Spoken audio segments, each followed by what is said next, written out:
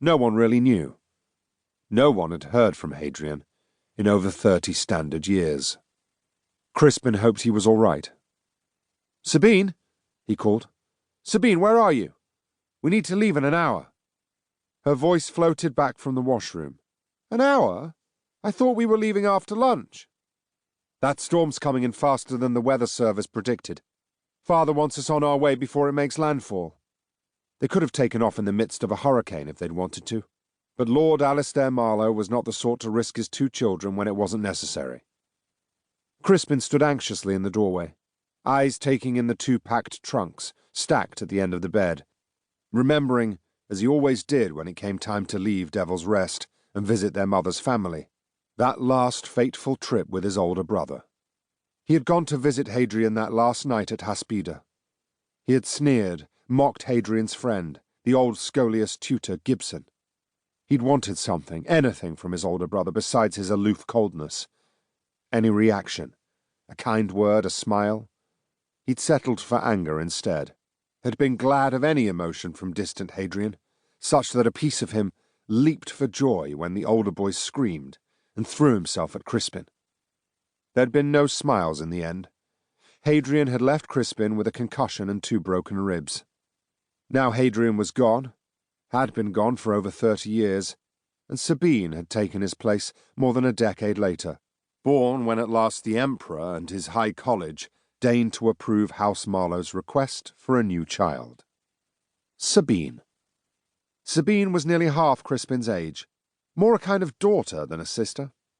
25 years was a small enough gap in age between Palatine siblings, yet Crispin found he couldn't think of his sister as anything but a child.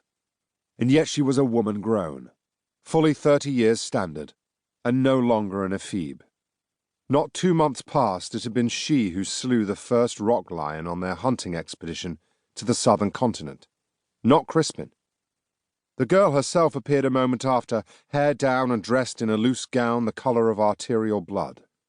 She was clearly midway through the lengthy process of preparing herself for travel. "How much time do we have?" she asked, brushing past him towards the closet. Only then did Crispin note the 2 maidservants standing demurely by the dark wooden doors, trying to appear as nondescript as the red figure vases that held the arrangements of bright flowers, white and violet, whose proper names Crispin couldn't guess. "Less than an hour," he said again. Sensing the urgency in his voice, his sister turned, smoothing down her waving hair with long fingered hands. "Take a deep breath, big brother. I'm already packed. Who's flying us to Artemia? Sir Hadrian?" "Captain Kyra," Crispin said. "We were on a suborbital launch, but the shuttle won't be ready before the storm, so we're taking an air shuttle over the mountains." Sabine's smile widened. She didn't have the crooked Marlowe smile at all, and but for the ivory complexion and ink-black hair, she favoured their mother, who was of House Cephalos, softer of feature and less severe. She had the eyes, of course. 2 chips of amethyst. Always the same, those eyes, no matter the person whose face they looked out of. Always they seemed echoes of their father's eyes, the Marlowe genetic markers ringing true. "Kyra," she said. "Kyra could take off mid-hurricane if she wanted to." "Well, Father doesn't want her to have to," Crispin replied. "Can you just get ready, please?" "Fine!" She shrugged out of the robe and passed the airy garment to one of the maidservants, seemingly unconcerned with her nakedness. Crispin averted his eyes and walked towards the window. The view overlooked the city of Maidoir, where it unrolled below the Acropolis.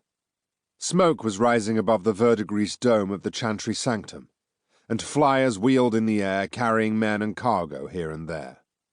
Over and away where the land rose past the coastal city towards the highlands and the mountains, he could see the start of the construction to build the city its very own high tower.